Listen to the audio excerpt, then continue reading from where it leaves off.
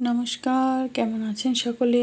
আশা করছি যে যেখান থেকে দেখছেন সকলে খুব ভালো আছেন, সুস্থ আছেন। আজকে শ্রাবণ মাসের প্রথম সোমবার। তো আমি প্রত্যেক বছরের মতো এবছরও প্রথম সোমবারে শিবের পুজো করি। তো পুজোর জন্য দেখুন এখানে দুধ, গঙ্গা জল, ঘি, মধু আর শর্করা দিয়ে পঞ্চামৃত বানিয়েছি। আর এখানে 5 রকম ফল রেখেছি। ফলে আমি রেখেছি পেয়ারা, কলা, আম, নাশপাতি, আপেল আর মিষ্টি রেখেছি বাতাসা। আর এখানে ফুলের জন্য নিয়েছি আকন্দ ফুলের মালা, নীলকণ্ঠ ফুল, দোপাটি ফুল, গাঁদা ফুল আর বেলপাতা। তো দেখুন আমি পুরো পুজোটা কমপ্লিট করে তারপরে আমি ভিডিওটা করছি, কারণ অফিস যাওয়া তাড়াতাড়ি মহাদেবকে স্নান করানোর ভিডিওটা আমি আর করতে পারিনি। তো এখানে দেখুন আমি আবার আমাদের গোপুসোনাকেও স্নান করিয়ে দিয়েছি দুধ দিয়ে। এবার আমি গঙ্গা জল দিয়ে গোপুসোনাকে স্নান করিয়ে দিচ্ছি।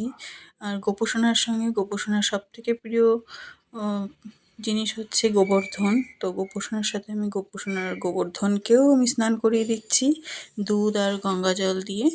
তারপর গোপুসোনাকে স্নান করিয়ে গোপুসোনাকে সুগন্ধি লাগিয়ে, ড্রেস পরিয়ে, চন্দন দিয়ে আর সমস্ত রকম গয়না পরিয়ে দেখুন এই যে সাজিয়ে গুছিয়ে আমি বসিয়ে দিয়েছি।